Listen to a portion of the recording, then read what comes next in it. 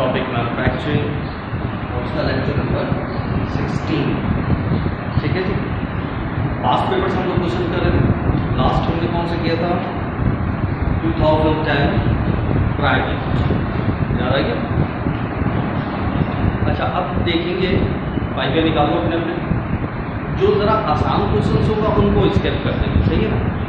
लेकिन फिर भी मैं उसके बारे में भी थोड़ा बहुत नो-हाउ बता दूंगा, या इसमें ये करना है, इसमें ये करना है, इसमें, सही है ना? तो ये बहुत ज़्यादा आसान है, तो फिर फालतू टाइम जाएगा। तो 2010 प्राइवेट तक कर लिया था ना। अब उसके और मजीद पीछे जाते हैं।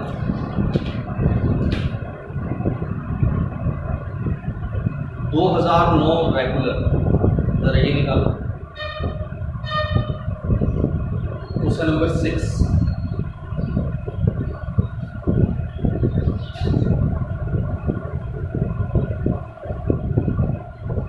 शक्ल से तो कुछ भी नहीं लग रहा है ना, फिर भी एक अब पढ़ लेता हूँ। कोई इशू हो तो वो रिजॉल्व कर देंगे, बना फिर आगे बढ़ते हैं। कहता है the following extract of costing information relates to commodity A manufactured by रिपी engineering company for the half year ending 31st December 2008। कोई चीज़ बना रहे हैं जिसका उन्होंने नाम रखा हुआ है A। उसके बारे में डेटा क्या हासिल किया उन्होंने? Purchase of raw material, simple A।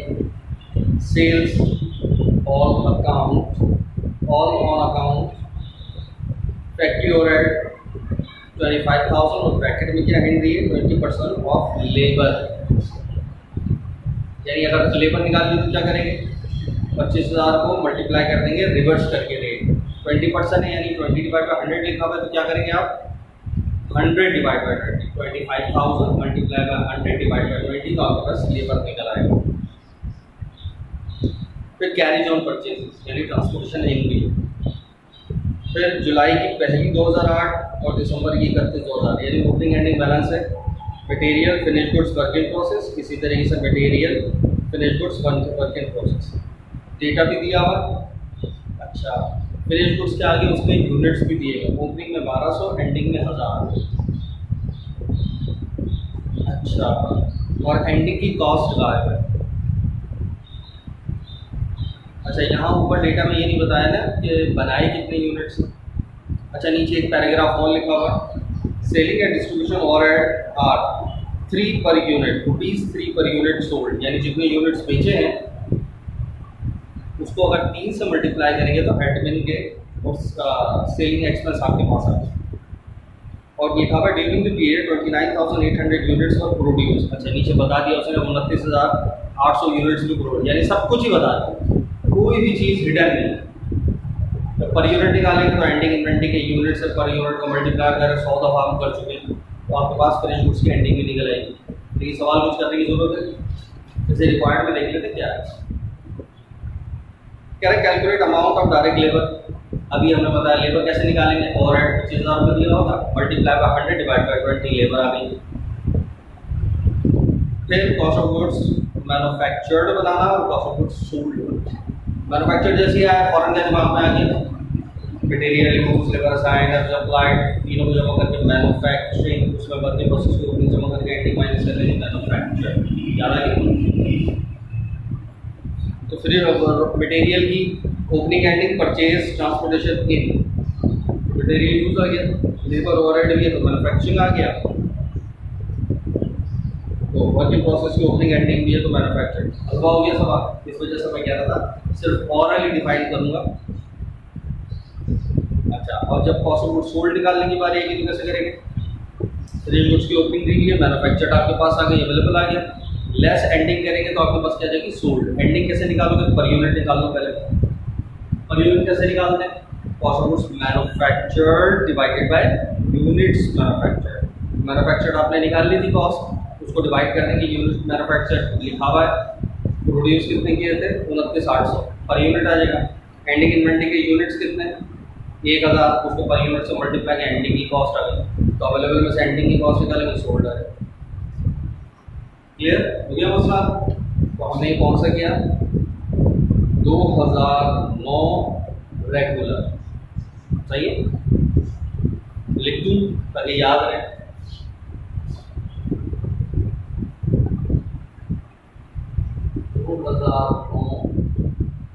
Regular 6, ठीक है, ये हो गया हमारा। अब आगे बढ़ते हैं। 2009 प्राइवेट,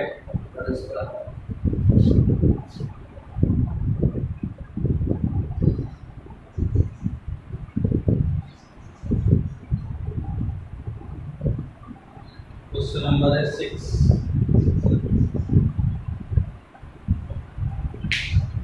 सही है?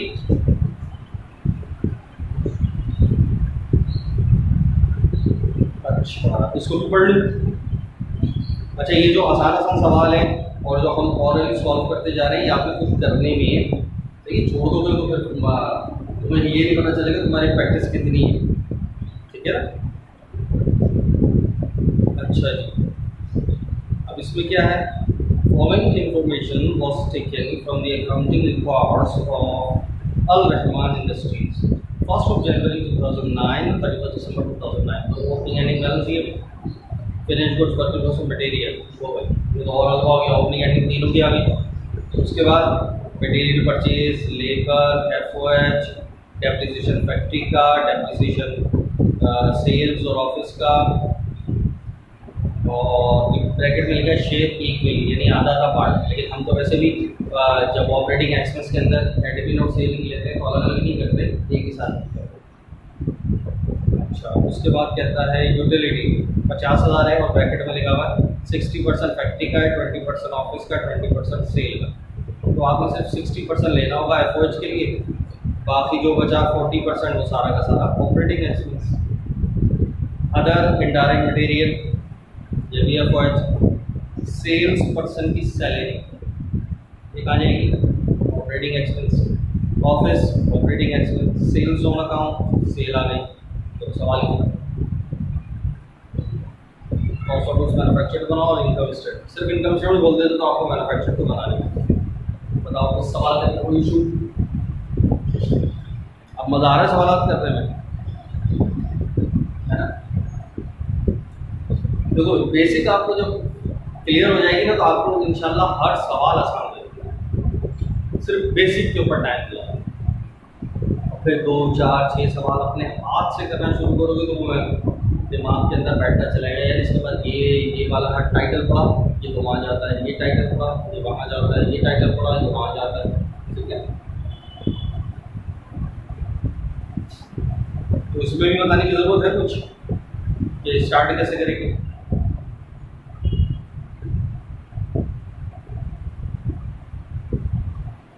अब मैन्युफैक्चर्ड बनाएंगे तो कोई issue, material use, labour, FOH, manufacturing, उसके बाद ऑपरेटिंग प्रोसेस की ओपनिंग जमा करके एंडिंग माइनस करेंगे तो क्या आ जाएगा आपका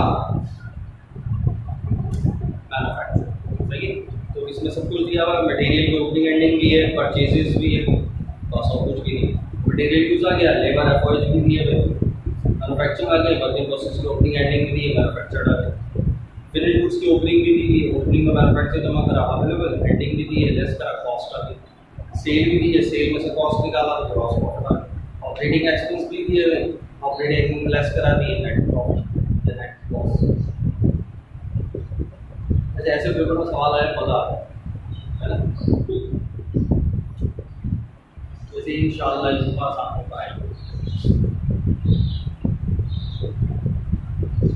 पता नहीं पेपर आएंगे कि नहीं आएंगे। अच्छा ये भी हो गया।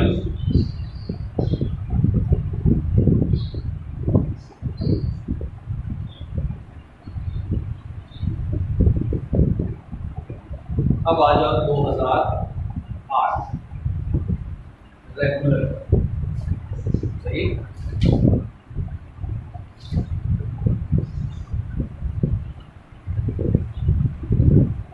अच्छा तो 2008 रेगुलर इस शक्ल के ज़्यादा चांस है पेपर में आने के। इस शक्ल में जो सवाल है कि ये चीज़ें दी हुई होती हैं, ज़्यादा चांसेस हैं पेपर में इस शक्ल का क्वेश्चन। वैसे मुश्किल ये भी नहीं है, लेकिन इसमें यूनिट्स वगैरह की कैलकुलेशन दी हुई है, मटेरियल की ओपनिंग लाए हुए हैं और एंडिंग लाए हुए हैं और फिनिश गुड्स की एंडिंग लाए हुए हैं। तो ये सवाल कर लेते हैं मेरे ख्याल से, और इम्पोर्टेंट के हिसाब से भी है तो ये वाला कर लेते हैं।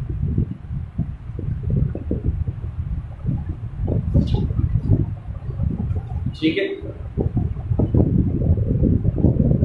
तो हम कौन सा सवाल करने जा रहे हैं? 2008 रेगुलर।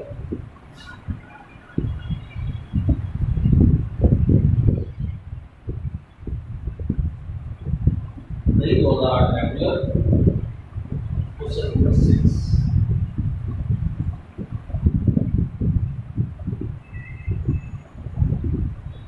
ठीक है, अब फटाफट सवाल पढ़ो जरा।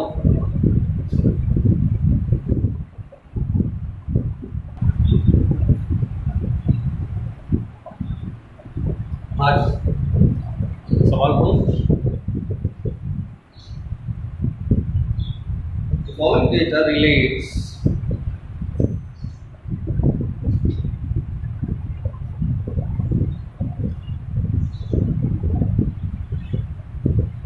data relates to Wasim company for the year 2007.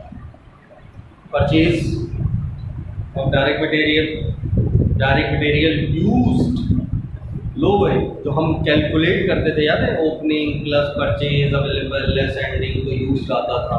ये हमारे काम की चीज़ है, कह रहा यूज ये ना। अच्छा जी, लेबर पेड, लेबर असाइन, तो घुमा दिया पेड और असाइन। तो देखो, अगर मैंने बेसिक के अंदर नहीं बताया होता तो यहाँ कंफ्यूजन होती यार, ये क्या है, पेड क्या चीज़ है, असाइन क्या चीज़ है। यार बेसिक में मैंने लेबर के बारे में पूरा पोस्टमार्टम किया था। लेबर दो टाइप की है, पेड अनपेड, इतने पैसे दे दिए, इतने अभी बाकी हैं, अगर इन दोनों को जमा करो तो वो कहलाता असाइन। ठीक है, उसके बाद फैक्टर एट कॉस्ट इनकर्ड एफवाइज लग गया। During the year 24,400 units were manufactured, बनाए 25,000 more units sold। यहाँ एकदम झटका लगा, 24,400 बनाए, 25,000 बेच दिए। अब वो भी पॉसिबल, ठीक है, सोच सकते।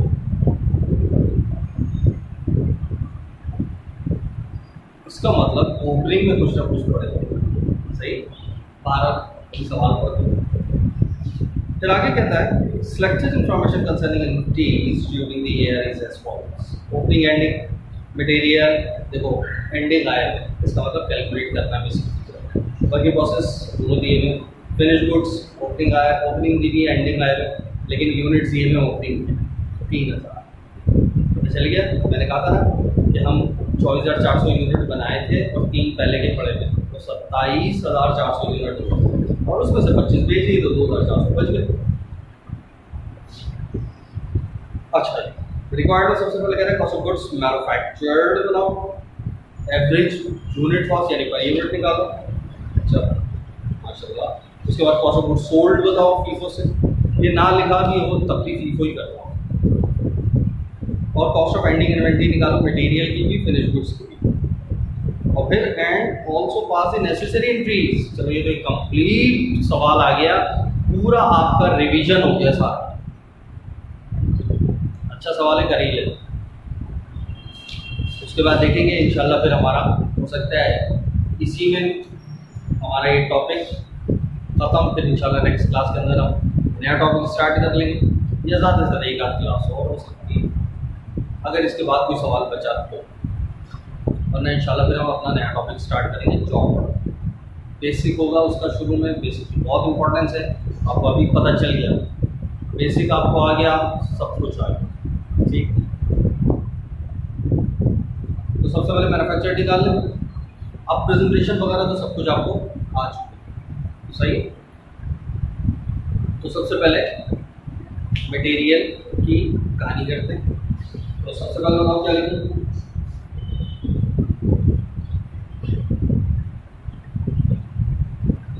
मटेरियल की ओपनिंग वो कितने 10,000, सही।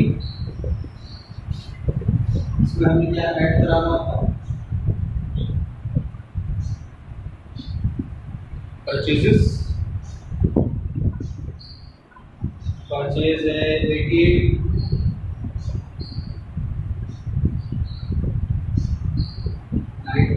क्या आ गया अवेलेबल।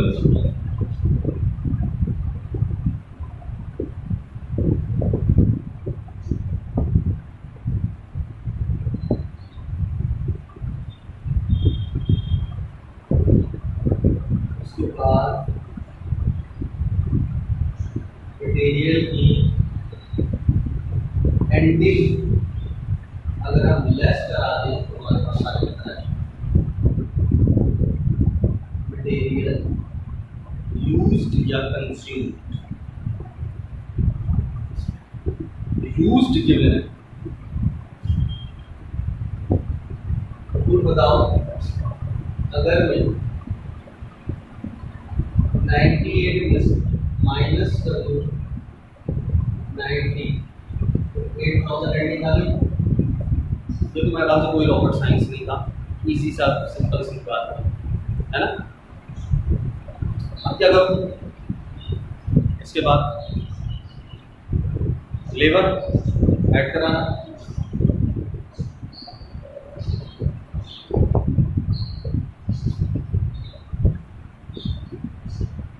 और एफर्ट्स ये हमारे पास आ जाएंगे।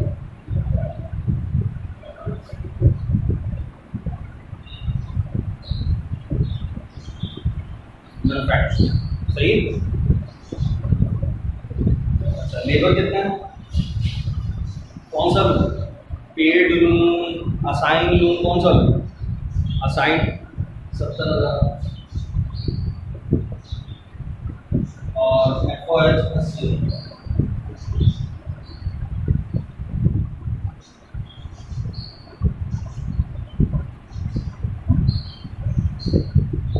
कितना 240।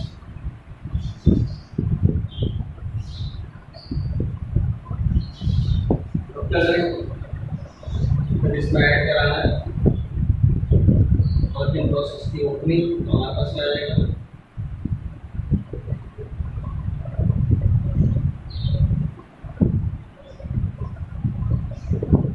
टोटल वर्क प्रोसेस लेस करा देंगे वर्किंग प्रोसेस की एंडिंग, तो हमारे पास क्या आ जाएगी? Cost of goods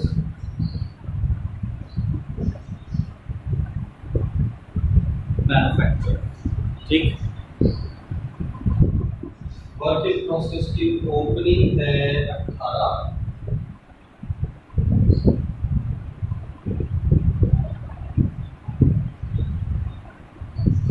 create a गया टोटल वर्क, और वर्किंग प्रोसेस की एंडिंग है 14।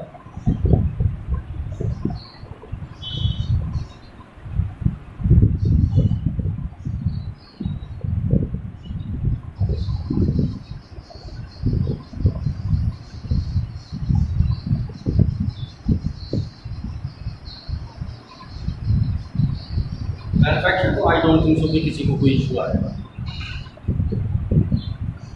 पर यूनिट निकालना है, वो भी आराम से निकल जाएगा।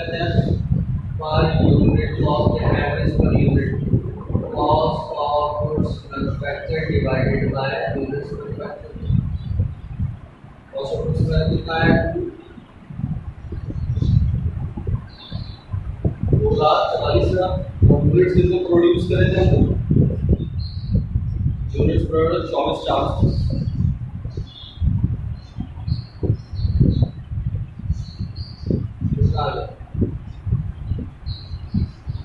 ₹10 पर यूनिट, आसान है। उसके बाद cost of goods sold, ending inventory, material तो निकाल चुके हैं ये ठीक है, अलग से पोर्शन करके भी दिखा सकते हैं। ये आपका ये ऑप्शन नंबर 4 का सही अलग से ही दिखा दें। मतलब यहाँ पर लिखो ही कि ये यहाँ से यहाँ तक का एंडिंग का पोर्शन है, इसलिए ये तो दिया होगा तो डायरेक्ट यहीं से सवाल लिखो, material use labour assign direct यहाँ से सवाल स्टार्ट होगा। यहाँ से तो यहाँ से आता कोई पोर्शन होगा ये वाला हिस्सा, ये अलग से सेक्शन सी करके मटेरियल की एंडिंग आ गई सही। फिनिश गुड्स की एंडिंग ले, फिनिश गुड्स की एंडिंग में यूनिट्स कितने थे, ये सवाल में गिवन था नहीं, एंड में गिवन नहीं है ना, तो एंड के अंदर कितने यूनिट्स थे यार, ओपनिंग में कितने थे 3000 ज्यादा है सही, और बनाए कितने थे 24,400, तो टोटल हो गया 27,400 और जिसमें से 25 बेच दिए, 2,400 एंडिंग बचे, पर यूनिट कितना है 10 रुपये का, 24,000 कॉस्ट आ गई। फिर इसके एंडिंग ये भी आसान, आपको ऑफ गुड्स सोल्ड में कोई मसला रहेगा, आखिरी ओपनिंग भी आ गई, फिनिश गुड्स की एंडिंग भी आ गई, मैन्युफैक्चर्ड भी आ गई।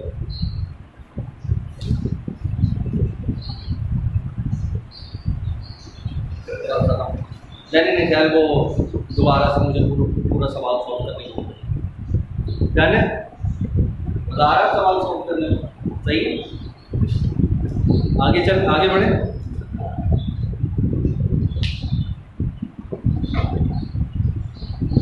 ये भी हो गया।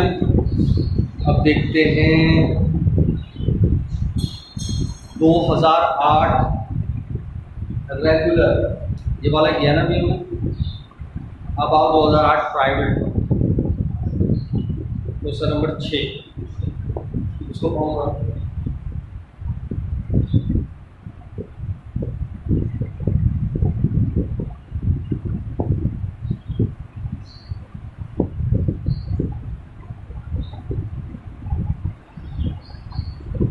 सवाल में तो कुछ भी नहीं है, लेकिन एक चीज़ सवाल के अंदर प्रॉब्लम करेगी क्या, तो एक चीज़ सवाल में गलती है। मैं सवाल पढ़ लेता हूँ, लिखा हुआ है Moon company has provided the following for the year ended December 31, 2017 sales 6,55,000, advertising expense 65, direct labour cost incurred 158,000, direct material purchase 225,000, building rent. अब इसके बारे में आगे कॉलम के बाद क्या लिखा हुआ है,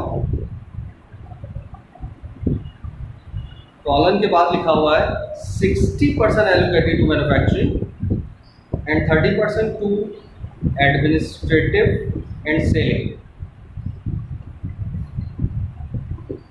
60% मैन्युफैक्चरिंग में चला गया, बाकी कितना बचा,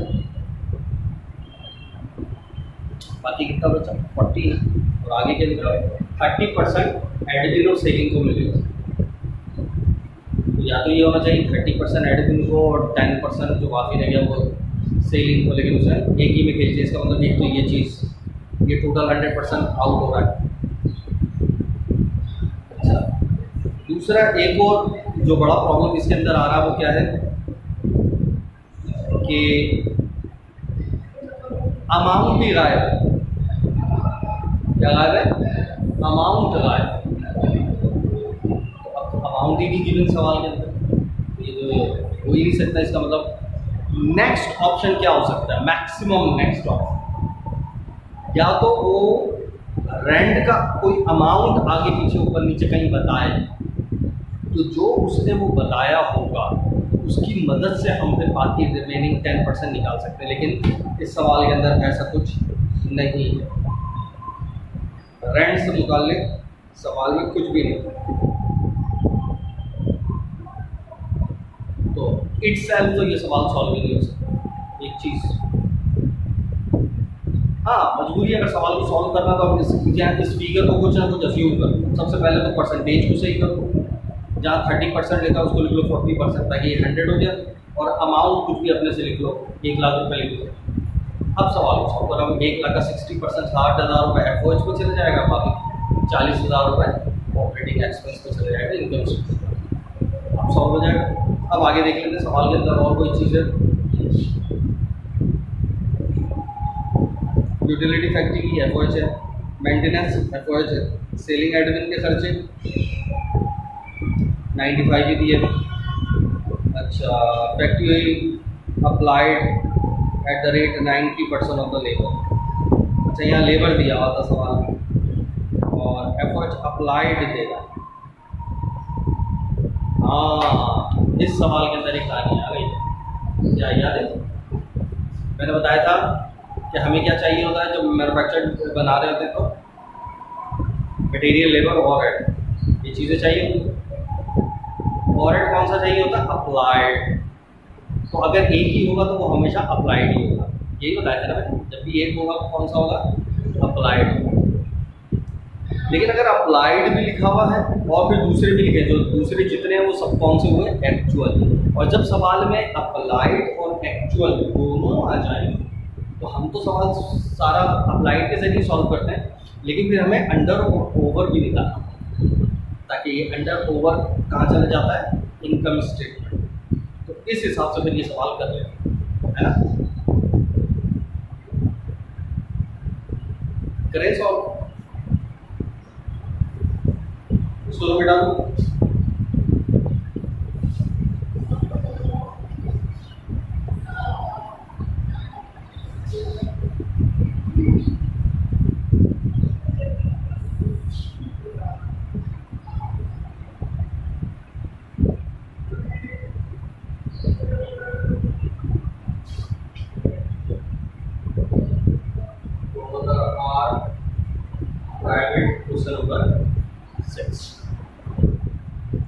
अच्छा, सवाल के अंदर तो कोई खास ऐसी चीज नहीं। मटेरियल गिवन है, लेबर और एफओएच कौन सा चाहिए होगा? अप्लाइड। अच्छा, डायरेक्ट मटेरियल परचेज लिखा हुआ है, sale, advertising expense, cost, material purchase इतना किया है, building, utility, maintenance, selling, effort, purchase ही है, इसके अलावा ऑपरेटिंग एंड मुझे तो यही सारा यूज है। सही है। तो मटेरियल, लेबर और एफर्ट। मटेरियल कितना हो गया? 255।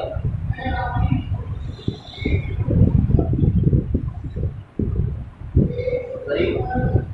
लेबर 148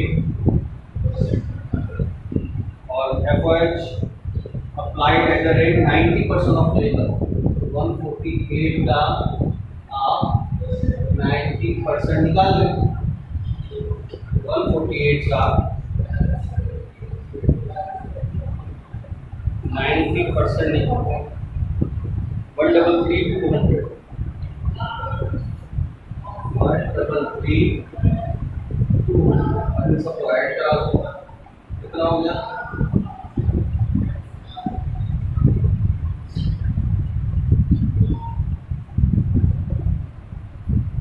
536 200 प्रूफ करते रहना चाहिए।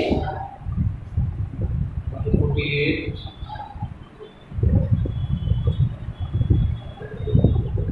536 200। सही। ये आपके पास मैन्युफैक्चरिंग आ गई, इसमें वर्क प्रोसेस की ओपनिंग जमा करके एंडिंग माइनस करेंगे, तो ना तो फिनिश वर्क प्रोसेस की ओपनिंग है ना एंडिंग है। यही आपके पास क्या आ गई? Cost of goods manufactured. सही। अच्छा, उसके बाद जब इनकम स्टेटमेंट बनाने की बारी आएगी तो इनकम स्टेटमेंट आपने क्या बनानी है? सेल। सवाल में देंगे 655। अब इसमें से रिटर्न डिस्काउंट ऐसा कुछ भी नहीं, फिर cost of goods sold less कराते हैं। उसके बाद इसमें फिनिश गुड्स की ओपनिंग जमा करते हैं, एंडिंग माइनस करते हैं, कुछ भी नहीं है सवाल। सही। तो बस इसका मतलब जो ये है वही आपकी कॉस्ट ऑफ गुड्स सोल्ड है, लेकिन कॉस्ट ऑफ गुड्स मैन्युफैक्चर जो आपकी 536,200 है, अंडर या ओवर इसमें एड प्लस हो। अब हम फैक्ट्री ओवरहेड एक्चुअल ये देख लेते हैं कौन कौन से हैं। Sale, advertising, material, labour, building का रेंट, सही है, रेंट इस चीज का, बिल्डिंग का वो कह रहा है 60%, तो 1 लाख का 60% कितना हो गया, 60,000 ले लीजिए। अच्छा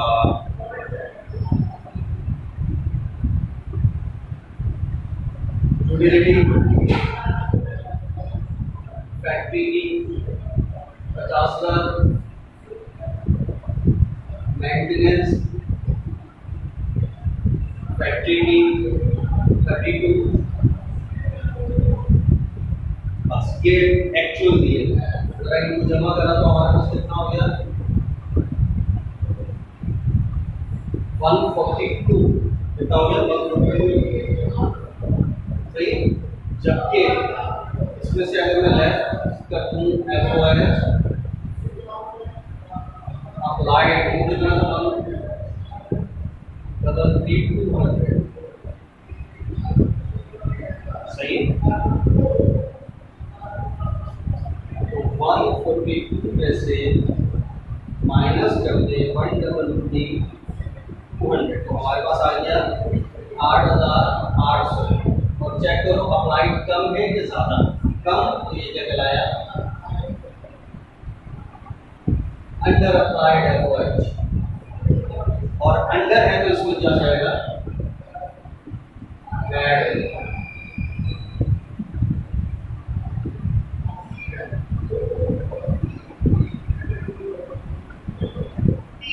सही, अब ये इसको प्लस करता हूँ 536 ये हो गया 545, ये आ गया असल में cost of good sold at actual, सही। अब लेस करा दो 655 हो गया 110। अच्छा फिगर बिल्कुल सही आ रहा है इसका मतलब सवाल में जो हमने एज्यूम करा 1 लाख रुपए बिल्डिंग का रेंट है, तो ऐसा लगता सही एज्यूम करा है ना, ताकि फिगर सही आ रहा है, हो सकता है वो मिसप्रिंट हुआ। अच्छा ये क्या है आपके पास ग्रॉस प्रॉफिट, अब इसमें से क्या लेस करा देंगे ऑपरेटिंग एक्सपेंस। ऑपरेटिंग एक्सपेंस हमारे पास जरा चेक करो क्या क्या, एक एडवर्टाइजिंग एक्सपेंस है 65, एक रेंट है बिल्डिंग का कितना है वो 40%, यानी 40,000 याद आया, 60 हमने याद लिया, बाकी 40 ये रहा। अच्छा utility factory maintenance selling admin उसकी सैलरीज 95, बस जमा करो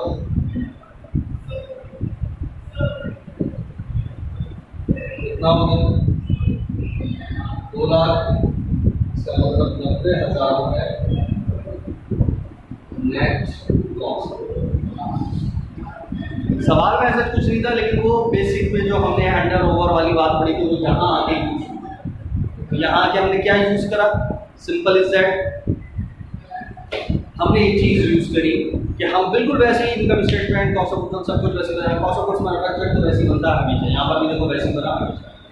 हाँ जब कॉस्ट ऑफ गुड्स सोल्ड बना रहे थे तो बस हमने ये देख लिया कि यार अप्लाइड अलग से लिखा हुआ है FOH अप्लाइड, और बहुत सारे FOH भी दिए हैं, बहुत सारे जो FOH दिए वो सारे के सारे कौन से हो गए एक्चुअल हो गए, और ये अप्लाइड हो गया। तो जहाँ अप्लाइड की जरूरत थी हमने एज इट इज ले लिया, ठीक है।